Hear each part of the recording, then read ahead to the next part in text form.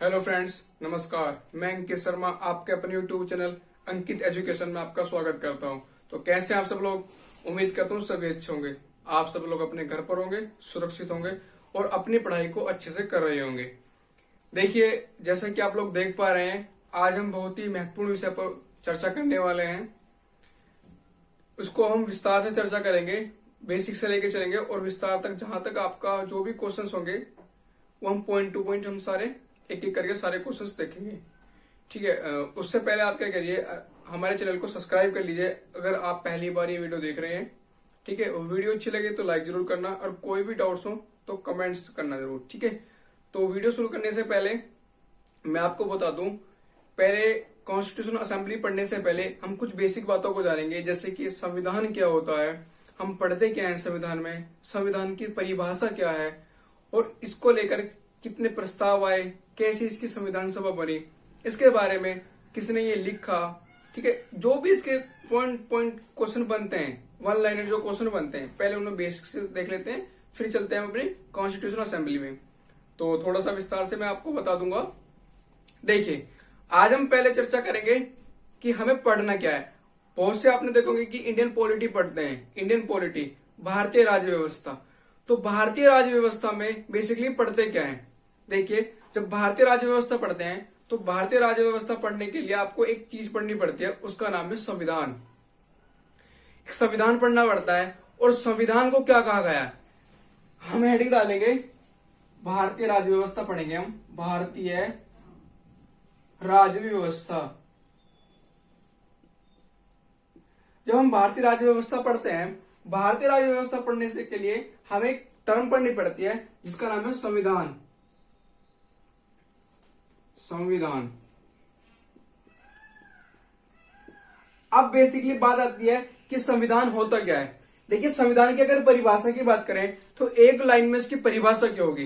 देखिए, कोई भी देश है जहां की अर्थव्यवस्था चलती है, जहां की प्रशासन चलता है, जहां पे आपका न्यायपालिका चलती है, इन सभी चलाने के लिए आपको एक सिस्टम की जरूरत पड़ती है। उस सिस्टम के लिए चलाने के लिए एक नियम होने चाहिए, पर्टिकुलर नियम होने चाहिए कि इसका ये नियम होगा, उसका ये नियम होगा। तो हमने इसको कहा नियमावली। नियमावली मतलब जिसमें हमने सारे रूल्स रेगुलेशन लिख दिए हो, वो हमारे नियमावली होगी। अब इसकी परिभाषा क्या होगी, इंग्लिश में देखा जाए तो basic rule book of the nation. राष्ट्र की आधारभूत नियमावली को क्या कहा गया? संविधान कहा गया। राष्ट्र की आधारभूत नियमावली को क्या कहा गया? संविधान। अब ये रूल बुक क्या है? रूल बुक हमने क्या करा, हमने सारे अपने जितने भी रूल्स है, हमने सारे रूल्स को इकट्ठा कर लिया, इकट्ठा करके एक जगह लिख लिया गया और उनको लिखकर जो हमारी पुस्तक बनी, जब बुक बनी, उसको हमने क्या कह दिया? उसको हमने संविधान कह दिया। अगर आपसे अब कोई भी पूछेगा कि संविधान क्या है, तो आप सिंपल सी भाषा में कहेंगे कि basic rule book of the nation, राष्ट्र की आधारभूत नियमावली, उसको संविधान कहते हैं। अब बात करते हैं संविधान की। संविधान आपने पढ़ लिया कि होता क्या है। अच्छा, एक बात और, ये सर्वोच्च है। इसको बेसिक क्यों कहा गया? आधारभूत मतलब इसके अलावा जो भी कानून बनेगा देश में वो इससे नीचे होगा। ये सर्वोच्च है आपका। क्या है? सर्वोच्च। संविधान क्या है आपका? सर्वोच्च। सर्वोच्च। ठीक है। जो भी कानून बनेगा और कितने भी कानून बनने जाए, वो इसको मद्देनजर रखते हुए, मतलब पहले इसको देखेंगे फिर कानून बनाएंगे। तो पहले ये सर्वोच्च हुआ, वो आपका उसके नीचे हुआ। ठीक है। तो ये हुआ आपका संविधान के बारे में। अब बेसिकली बात करें कि संविधान तो हमने पढ़ लिया कि basic rule book of the nation. तो क्या इसके टाइप भी होते होंगे? बिल्कुल होते हैं। इसके दो टाइप होते हैं। पहला होता है लिखित संविधान, दूसरा अलिखित संविधान। अब लिखित और अलिखित में क्या डिफरेंस है? देखिए, आपने क्या करा, रूल्स लिए और रूल्स को एक बुक में लिख दिया, तो आपका हो गया लिखित संविधान। आपने क्या करा, रूल्स को लिख के नहीं, और वहां पर जो शासन व्यवस्था है वो ऐसी चलती आ रही है जैसे राजा महाराजाओं के समय से चलती आ रही है। उसको हमने बोल दिया अलिखित संविधान। वहां संविधान तो है लेकिन वहां पर पर्टिकुलर एक बुक में लिखे हुए नहीं है, पर्टिकुलर उसका कोई ढांचा नहीं है। तो हम बेसिकली इसको कितने पार्ट में डिवाइड करेंगे? 2 पार्ट में। कौन कौन से? लिखित और एक आपका हो जाएगा अलिखित। लिखित और अलिखित, इसके एग्जाम्पल की बात करें तो एग्जाम्पल इसका भारत। भारत का भी संविधान भैया लिखित संविधान है। अमेरिका, ये तो उसके लिखित के संविधान के एग्जाम्पल हुए, और भी एग्जाम्पल है, ठीक है। अब देखिए अलिखित का ब्रिटेन सबसे बढ़िया एग्जाम्पल आता है। ये क्वेश्चन आपके कई बार एग्जाम में पूछा गया है कि इनमें से किस देश का संविधान अलिखित संविधान है। आपको 3-4 ऑप्शन दे देगा, जैसे अमेरिका दे दिया, ब्रिटेन दे दिया, कनाडा दे दिया और ये आपका भारत दे दिया। तो आपको बताना है इनमें से कौन सा संविधान आपका अलिखित संविधान है। सऊदी अरब, नीदरलैंड, ये जितने भी ऐसे देश हैं इनके क्या है? इनके अलिखित संविधान है, ठीक है। अलिखित संविधान किसके? ब्रिटेन के हो गए, सऊदी अरब के हो गए। लिखित भारत, अमेरिका। देखिए अगर बात करें लिखित संविधान की शुरुआत की कि ये परंपरा आई कहां से, तो बात करें अमेरिका की। ये सारा नोट हो गया।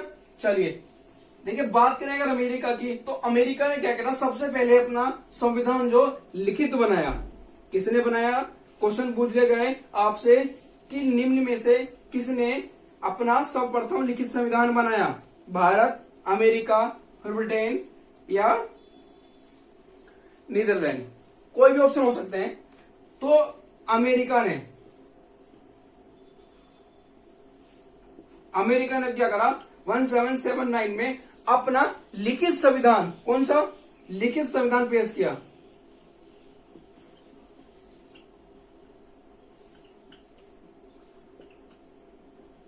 ठीक है भैया।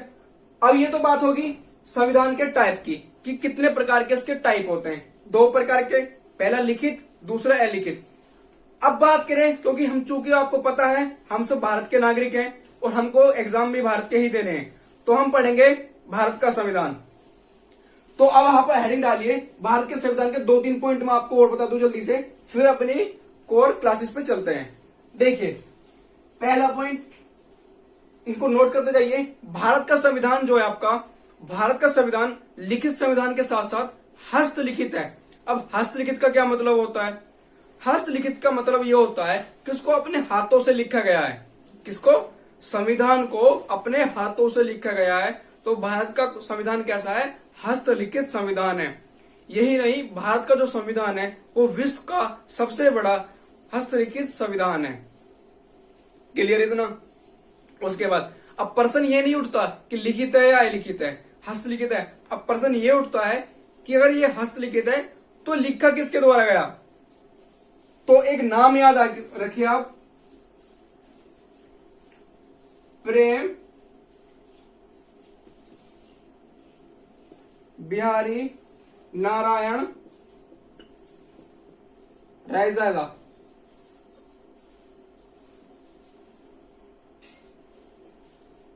आचार्य प्रेम बिहारी नारायण रायजादा ने अपने हाथों से लिखा था।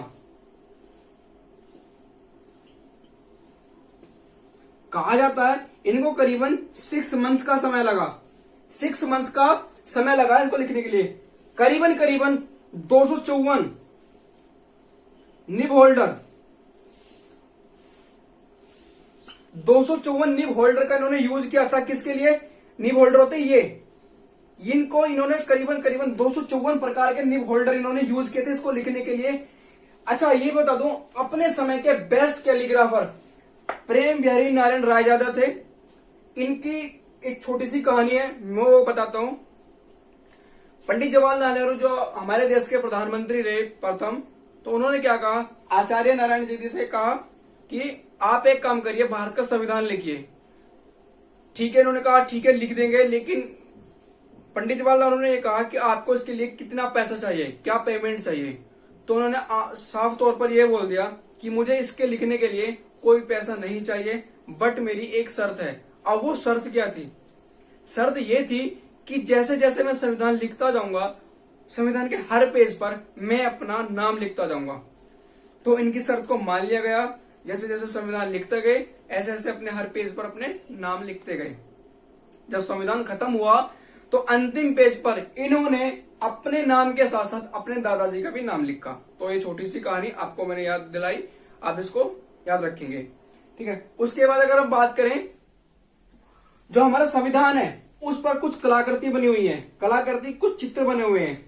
जैसे महात्मा गांधी का हो गए, महाराणा प्रताप का हो गए, झांसी की रानी का हो गए। जैसे आपका पेज है आपका संविधान का, तो इसके ऊपर यहाँ पे कुछ चित्र बने गए, कलाकृति।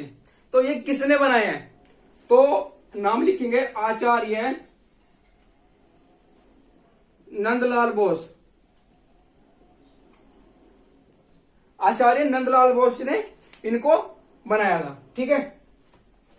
अब बात करते हैं अपने कोर में, चलते हैं कॉन्स्टिट्यूशन असेंबली की बात करते हैं। थोड़ी सी क्लासेस कॉन्स्टिट्यूशन असेंबली के बारे में मैं आपको थोड़ा बता दूं, फिर नेक्स्ट क्लास की जो होगी अगली, उसमें हम पूर्ण विस्तार से चर्चा करेंगे, ठीक है। वीडियो अच्छी लग रही हो, क्लासेस अच्छी लग रही हो तो लाइक जरूर करें और शेयर सभी को करें।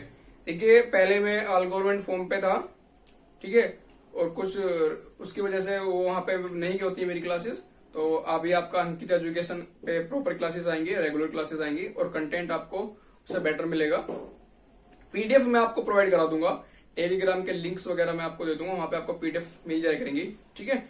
उसके बाद मैं आपको जो भी आपके क्वेश्चंस डाउट सेशन होगा वो भी मैं लिया करूंगा, ठीक है। तो बात करते हैं संविधान सभा। हेडिंग आ जाएगी आपकी संविधान सभा। थोड़ा थोड़ा सा मैं आपको समझा दूं आज संविधान सभा के बारे में। देखिए सन 1895 की बात है, जब बाल गंगाधर तिलक ने पेश किया क्या विधेयक। सन 1895 में बाल गंगाधर ने एक विधेयक पेश किया जिसको नाम दिया स्वराज विधेयक। सबसे पहले जो संविधान सभा की मांग थी वो उसमें विधेयक में मांगी गई कि भारत का संविधान सभा एक होनी चाहिए। तो क्या हुआ, 1895 से इसकी शुरुआत हो गई। किसमें? स्वराज विधेयक में। किसने पेश किया था भैया? ये बाल गंगाधर तिलक ने इसको पेश किया। उसके बाद 1922 में पेश हुआ। महात्मा गांधी जी ने कहा 1922 में महात्मा गांधी जी ने कहा क्या कि भारत के संविधान के लिए एक संविधान सभा होनी चाहिए। लेकिन बातें चलते रही। 1936 का अधिवेशन हुआ।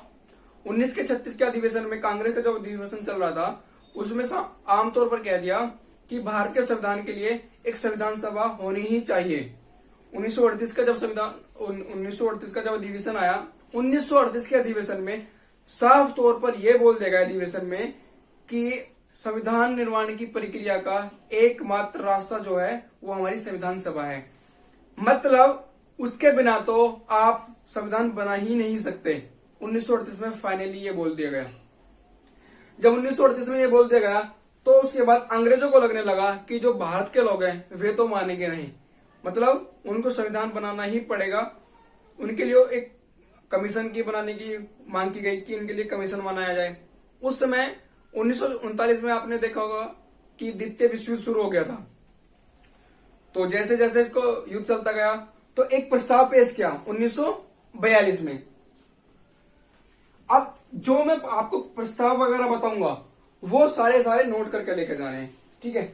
देखिए एक 3 प्रस्ताव आए हैं, पहला, दूसरा, अब तीसरा।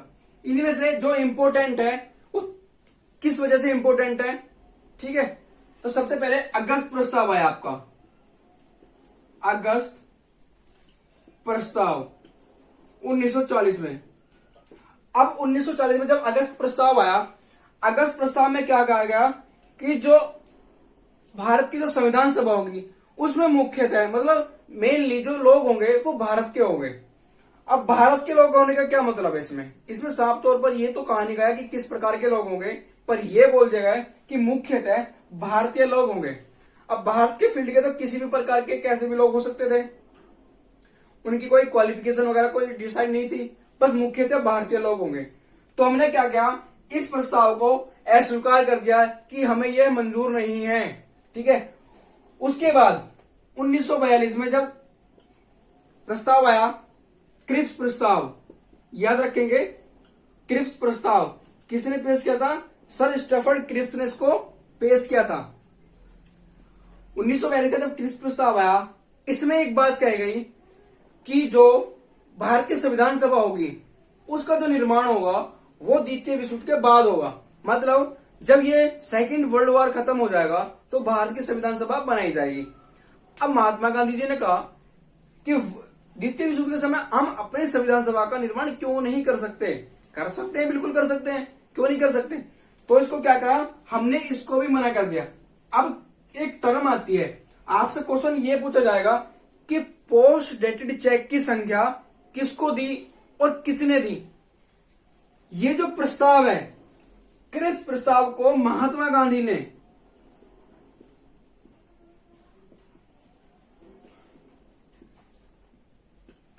Post dated cheque,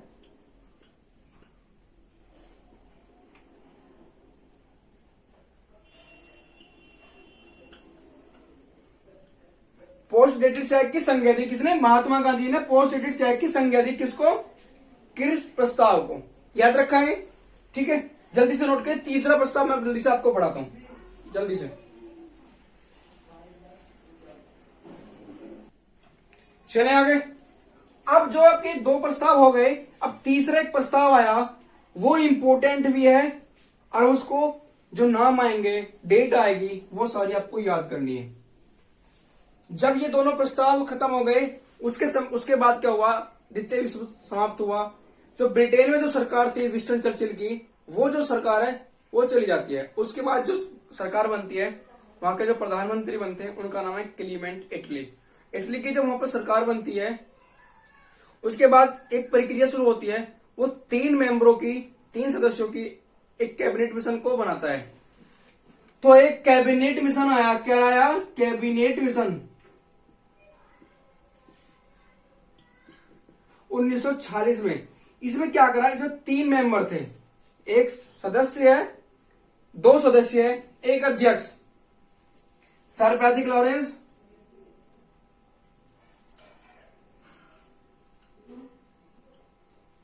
AB Alexander,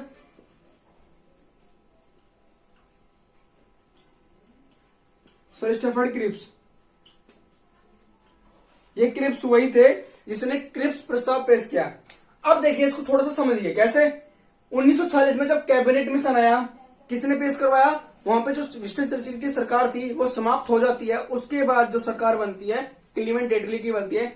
उसने अपने यहां पर 3 उच्च स्तरीय मंत्री को सेलेक्ट किया, जिसका नाम था sir Patrick Lawrence, A B Alexander, Stafford Cripps. ये जो पैट्रिक लॉरेंस थे ये इसके अध्यक्ष थे। ठीक है, अब इनको क्या करा? दिल्ली भेजा गया। 24 मार्च 1946 को दिल्ली आ गए। अब दिल्ली आने के बाद इन्होंने दिल्ली में एक संविधान सभा की जो स्ट्रक्चर था वो पेश किया। उसमें मेंबर रखे गए और मेंबर कितने रख दिए गए? ये तीनों नाम नोट हो गए। ठीक है, चलिए अब जो अपनी संविधान सभा बन चुकी है, अब उसके बारे में चर्चा करेंगे। कितने मेंबर आए, क्या? अच्छा, क्वेश्चन आपसे ये पूछ सकता है कि संविधान सभा का निर्माण किसके बेस पे हुआ था या किसके द्वारा संविधान सभा का निर्माण हुआ? तो किसके द्वारा निर्माण हुआ? कैबिनेट मिशन के द्वारा संविधान सभा का निर्माण हुआ।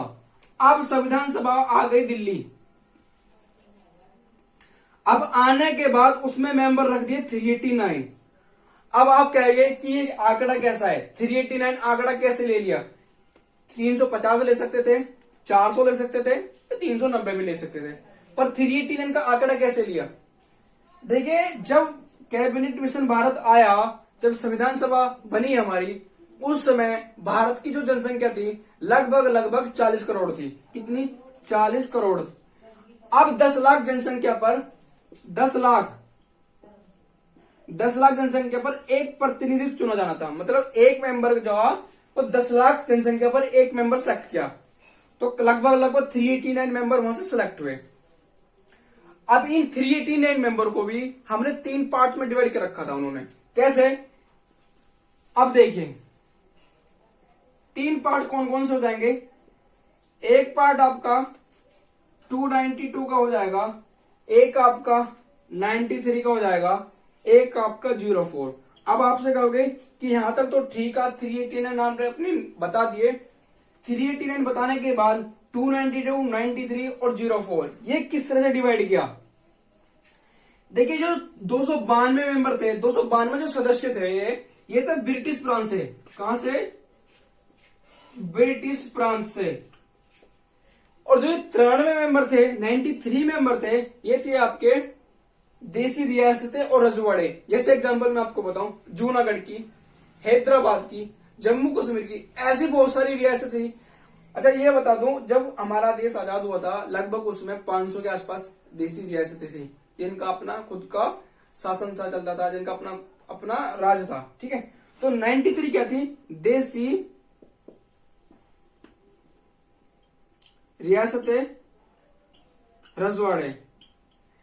अब आपने देखा कि ब्रिटिश प्रांत की 292 सीट हो गई और 93 देसी रियासतें और रजवाड़े की हो गई। अब ये जो 4 सीटें बची, ये कौन थे? ये थे चीफ कमिश्नरी स्टेट हुआ करते थे, चीफ कमिश्नरी राज्य। चीफ कमिश्नरी राज्य हुआ करते थे 4, लिखेंगे चीफ कमिश्नरी राज्य। अब इनके नाम क्या क्या है? जैसे नाम लिखेंगे इनके, पहले का नाम दिल्ली, अजमेर, मेरवाड़ा, कुर्ग, बलूचिस्तान। दिल्ली आपका दिल्ली है, अजमेर आपका राजस्थान में है, कुर्ग आपका कर्नाटक क्षेत्र में पड़ता है और बलूचिस्तान आपका पाकिस्तान वाले रीजन में आता है। तो ये 4 जो थे आपके, अजमेर, मेरवाड़ा, दिल्ली, कुर्ग और बलूचिस्तान, ये आपके चारों जो आते थे, ये ब्रिटिश कमिश्नरी प्रांत में आते थे। इसमें चीफ कमिश्नरी राज्य में आते थे। तो ब्रिटिश प्रांत कौन से थे? तो ब्रिटिश प्रांत थे 292, लेकिन जो 93 थे देसी रियासतें, रजवाड़े थे। ऐसे आपके 389 मेंबर सिलेक्ट किए गए। अब 389 मेंबर तो आ गए। अब मेंबर आने के बाद इसकी क्या कराते हैं? बैठक कराते हैं। बैठक कराएंगे नेक्स्ट क्लास में, जहां पर आपकी सारी बैठकें होंगी और जितने भी रिलेटेड हैं। अभी आपको बताना है प्रथम बैठक के अध्यक्ष कौन है, आपके जो परमानेंट अध्यक्ष कौन है, स्थायी अध्यक्ष कौन है, अस्थायी अध्यक्ष कौन थे, अंबेडकर साहब कहां से सीट का चुनाव का है, पहले कहां से थे, बाद में कहां से थे। ठीक है, एम.एन. राय कौन है। ठीक है, जो भी इतने भी टर्म आती हैं, समितियां, ये सारी आपकी नेक्स्ट क्लास में होंगी। नेक्स्ट क्लास लेने के लिए आपको क्या करना होगा? चैनल को सब्सक्राइब करना होगा और चैनल को सब्सक्राइब कर लीजिए। वीडियो अच्छी लगे तो लाइक जरूर करना और सभी को शेयर करना। कोई भी क्वेरीज हो, कोई डाउट हो, कमेंट बॉक्स में जरूर लिखना, आपका सॉल्यूशन तुरंत दिया जाएगा। और सबसे पहले मैं आपको बता दूं, हमारे यहाँ पर क्लास जो होगी आपके रेगुलर होगी, अब डेली बेस पे क्लासेस होगी। टाइम आपका मैं जल्दी से जल्दी डिसाइड कर लूंगा किस टाइम आपको नोटिफिकेशन मिल जाएगा क्लास का। आपके टाइम शायद इवनिंग में, शाम को 6 बजे आपका टाइम ठीक रहेगा, उस समय आपको डेली क्लास मिल जाया करेगी। और उसके लिए बाद मैं आपको मैथमेटिक्स की भी क्लास जल्दी स्टार्ट करवाने वाला हूं और बायो की भी सेक्शन आपका जल्दी, क्योंकि आपको देखा होगा कि एनटीपीसी के एग्जाम है, रेलवे के एग्जाम है या और भी एग्जाम है, वो आने वाले हैं। बट जो पॉलिटी मैं कराऊंगा, आप स्टेट लेवल पे बैठ जाइए, कहीं पे भी बैठ जाइए, क्वेश्चन पॉइंट टू पॉइंट चलेंगे। क्वेश्चन ऐसे चलेंगे कि आपको एकदम याद हो जाएंगे, रटने की कोई जरूरत नहीं है। इंटरेस्ट लगेगा पॉलिटी पढ़ने के तो पहली बार लगोगे कि पॉलिटी पढ़ रहे हैं। ठीक है, अलग अंदाज से होगी, बिल्कुल अलग कंटेंट होगा, डिफरेंट। आप सर्च करके देख लेगा यूट्यूब पे, कंटेंट एकदम अलग मिलेगा। ठीक है, तो तब तक के लिए जितना मैंने आपको पढ़ाया उसको याद करिए, नोट डाउन करिए, नोट्स बनाइए और जो भी क्वेरीज हो जरूर शेयर करिए। ठीक है, और वीडियो अच्छे लगे तो लाइक जरूर करना प्रेस करके। ठीक है, और बेल आइकन को जरूर प्रेस करना, जिससे सारे नोटिफिकेशन टाइम पे मिलते हैं। और चैनल को सब्सक्राइब करना भूलना मत। Thank you, all the best. जय हिंद, जय भारत।